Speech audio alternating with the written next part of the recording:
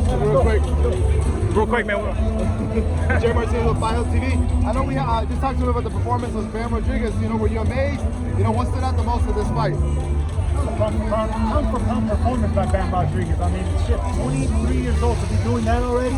I mean, taking on the biggest challenges, especially after a broken jaw, to come and do that, incredible. So yeah, we gotta applaud him. And the fact that he's doing it in different cities and different fans, I mean, it's incredible. Eddie Hearn's doing a hell of a job with him. I want to see more. Just spoke to ESTRADA. He wasn't too impressed.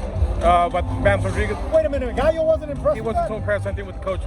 You know, what do you make of that fight if it takes place? Hey, listen, man, that's just a fighter's ego right there. If Gallo Estrada, who's also pound for pound talent and one of the best, if he wasn't impressed with what he just saw right now, then I want to see what they do if they fight each other, man, because that was great. That was a great performance. Lastly, from the lightweight division, obviously it's on fire. We see that back and forth between Tank and Devin Haney.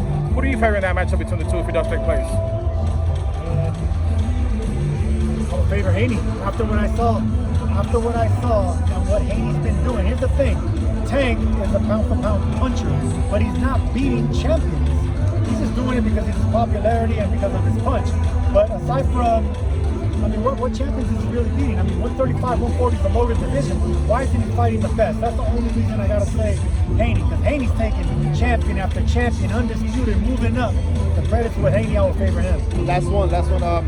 Benavidez was Andrade. Just give us your thoughts on that performance that Benavidez had on Andrade. Be brutally honest. I expected more from Andrade, but I mean, we got a new Mexican monster. I mean, what we've seen with Benavidez is mowing him down like that. Impressive. Andrade's been impressing us for a long time as a pure boxer, but there was a time where he had to fight off Benavidez and couldn't do it. No matter, you know, all that Olympic accolades, two-division champion, he couldn't fight off a real monster when it came down to it. So with this performance that he had over Andrade, do you believe, you know, if the fight comes in May, maybe September against Canelo, would you still favor Benavidez or would you favor Canelo? You must be watching jazz. I do favor Benavidez. He has faster hands, he's a naturally bigger puncher, bigger fighter, longer reach. I'm going to favor him, and especially with all the wars that Canelo's had, 50 plus fights, I would love to see it, man. Love to see that fight. Sergio, it looks like Munguia might skip the line and get that fight, you know, against Canelo before Benavidez. How do you see that matchup if it does take place? I have no shame with, I have no problem with that because look, Munguia, they've been holding him off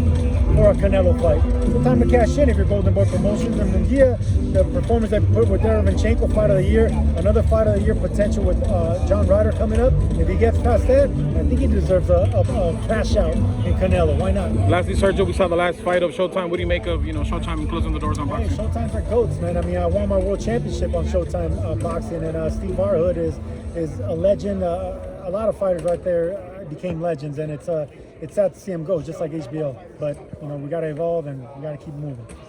Thanks so much, Sergio. Thank you, Thank you.